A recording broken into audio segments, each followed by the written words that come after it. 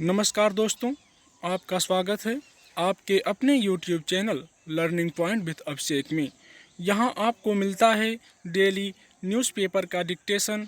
इसलिए अगर आप हमारे चैनल पर पहली बार आए हैं तो चैनल को सब्सक्राइब कीजिए और बेल आइकन प्रेस कीजिए ताकि अगले वीडियो की नोटिफिकेशन आप तक सबसे पहले पहुँचे। वीडियो को लाइक कीजिए, अपने दोस्तों को शेयर कीजिए और अंत में हमें कमेंट करके ज़रूर बताइए कि आपको ये डिक्टेशन कैसा लगा। आज का टॉपिक है बंदी में बदहाल। Ready, start. संपूर्ण बंदी की वजह से अगर सबसे अधिक तकलीफ़ें किसी को उठानी पड़ी हैं तो वे दिहाड़ी श्रमिक, रेहड़ी पटरी पर कारोबार करने वाले, रिक्शा ठेला खींचने वाले, घरों में रोज़मर्रा के काम करने, कचरा कबाड़ बटोरने वाले आदि हैं। उनके सामने भविष्य धुंधला है।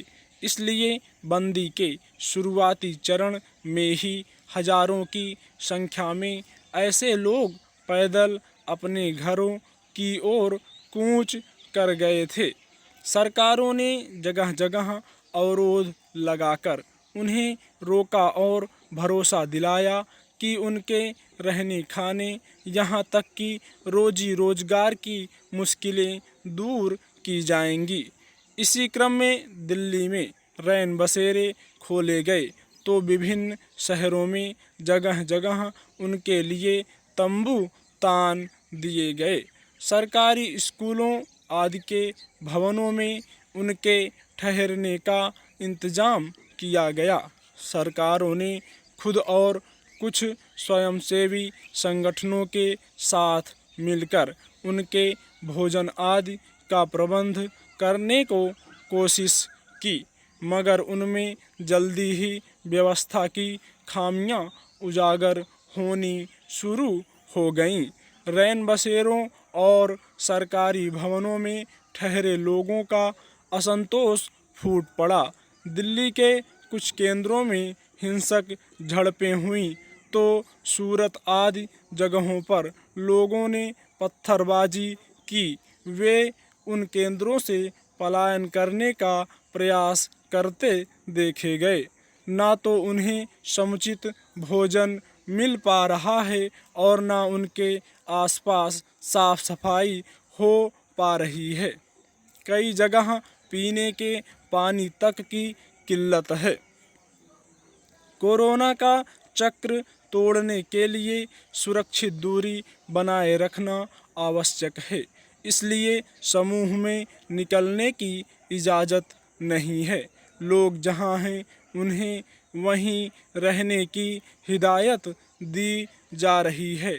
जो इसका पालन नहीं कर रहे उन पर दबाव बनाकर घरों में रहने को भेजा जा रहा है।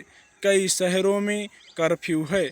ऐसे में सरकारों के सामने भी इन बेघर बदहाल लोगों को उनके गांव घर तक जाने की इजाज़त देने की कोई सूरत नज़र नहीं आती। उन्हें घर वापसी की छूट देने का अर्थ है कोरोना संक्रमण के फैलने का रास्ता खोलना। इसलिए उन्हें जगह जगह रहने ठहरने का बंदोबस्त किया गया। पर ऐसे इंतजाम का भी क्या फ़ायदा जो लोगों के लिए नई मुसीबत बन जाए। लोगों को भोजन पानी सोने की समुचित जगह तो चाहिए, वही उपलब्ध नहीं हो पा रही तो समस्याएं पैदा होंगी ही। रैन बसेरों और अन्य केंद्रों में रहने वालों की आम शिकायत है कि उन्हें गुणवत्तापूर्ण भोजन नहीं मिल पा रहा। बासी और बेस्वाद भोजन करने से उनकी सेहत पर प्रतिकूल प्रभाव पड़ रहा है। फिर इन केंद्रों में इतने सारे लोगों को रखा गया है कि सुरक्षित दूरी का पालन भी सुनिश्चित नहीं हो पा रहा। ऐसे में अगर खराब खाना खाकर लोगों की तबीयत बिगड़े तो वह एक अलग तरह की चुनौती साबित होगी। यह ठीक है कि संपूर्ण बंदी का फैसला अचानक किया गया, जिससे राज्य सरकारों को जरूरी इंतजाम करने में दिक्कत आई, पर अब तो बंदी के 40 दिन पूरे होने को हैं।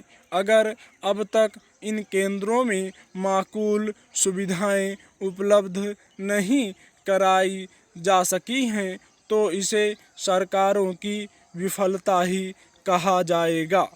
अपने नागरिकों की सेहत और सुरक्षा की जिम्मेदारी सरकारों की होती है, पर इस संकट के समय में वे इस जिम्मेदारी को ठीक से नहीं निभा पा रही हैं, तो उन पर अंगुलियां उठना स्वाभाविक है। अभी बंदी खत्म होने की कोई स्थिति नज़र नहीं आती। इन बेघर हुए लोगों की बदहाली के मद्देनज़र सरकार को बंद इंतजामियों को दुरुस्त करने के फौरी कदम उठाने चाहिए। स्टॉप।